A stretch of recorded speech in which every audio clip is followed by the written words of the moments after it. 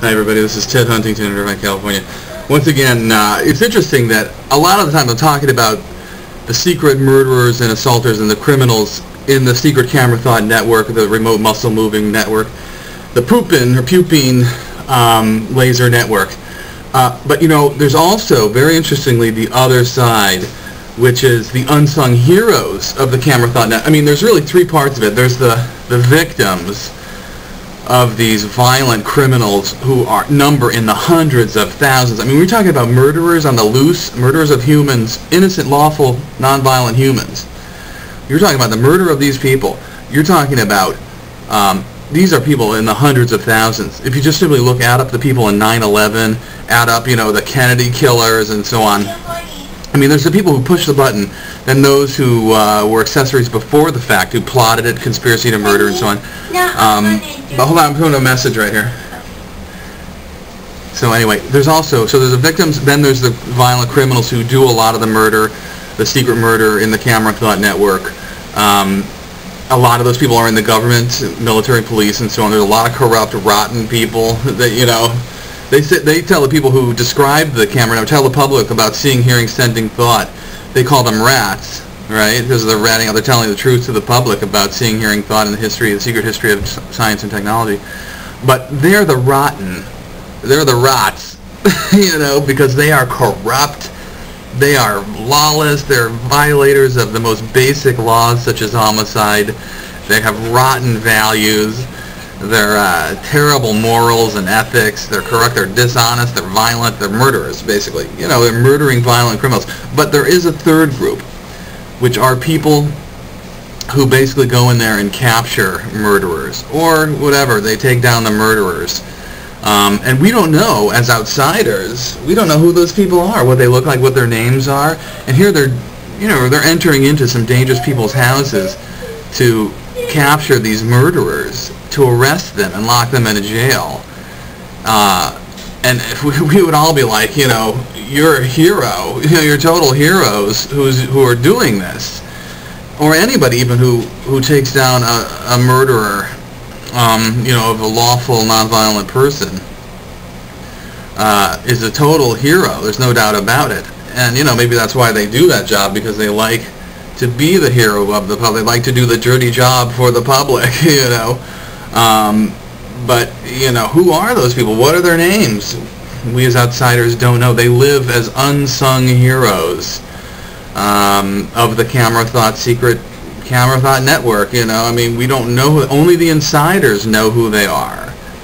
We as the public have no idea how they've risked their lives to capture some of these Sturgis or Caesar, but they're not, you know, Sturgis and Caesar are not good examples, because Caesar has never been captured as of yet. He's still alive. He lives in the Philippines or something. And, you know, so there is another half that is the lawful, the stop violent half. They're out there working to try, and it's the only thing I think that keeps these Republicans from just laser murdering every person on Earth, you know, from just neuron activating them all, moving their heart muscle, freezing their heart muscle, and having them drop dead or something and dying, like they've done to thousands and maybe even hundreds of thousands, millions of innocent people, maybe, just people whose politics they didn't like much, you know, who they didn't care much for, their religion they didn't like too much, you know, or whatever. And this is the thing that I hope the public really takes an interest, is who are these people who are secretly working to stop murder, to punish murderers. They have to exist. You know, we know they're out there, you know, doing these heroic tasks, but we don't know who they are. We don't have any cards, little trading cards for, you know, these people who have captured, you know, 10 or 20 cold-blooded killers, especially the camera ThoughtNet killer. You're not talking about your average Jane Doe, you know, what do they call, Green River killer or something. You know, you're not talking about one of these outsider excluded murderers. You're talking about like the person who killed Chandra Levy or Jam J, or you know, Bonnie Lee Bakley or somebody like that, or Nicole Simpson, somebody who, you know, or I'm not even sure about those crimes, but, you know, these insiders, they don't get punished, basically. They murder and murder and murder. They did 9/11. Not one person has been punished for 9/11, to my knowledge. You know, so it's, or 7/7 for that matter. And this extends even into Russia, or you know, Anna Politkovskaya, or whatever her name is, Politkovskaya. Her murderer is probably an insider, and it's probably not being caught. It's probably not going to get caught. Probably being protected. So, you know, I think it's, those are all, these murderers are just on the loose, and the public cares nothing. I wish the public would care about, you know, free information. There's a way to find out who they are, who the killers are, who the victims are, who the heroes that stop the violence are. And that's through total freedom of information in every government, and no government secrets. Now, they work for us in the government. We don't work for them. You know, we're the boss, they're the employee. And I think, you know, the tradition of monarchy has always had the other view, that they're the king and they tell us what to do. We're the peasants. Well, the idea of democracy is very set in the exact opposite of that. The theme is the exact opposite, where they are sort of the laborers. And that's why I think, for example, we could create laws that everything the police do, or everything the people in the government, has to be public. There can't be any secrets. For example, every military barracks has to be identified and made public. Every budget, every military budget has to be made public. There cannot be any secret budgets or anything like that. But also, every person who's, when they're on the job, has to be on a camera that the public can see. Anytime, I mean, their personal private life is different when they go to their homes or whatever, when they're not on the job in the government. Now, government's a little different job. You're working for the public. You're not working for some private industry.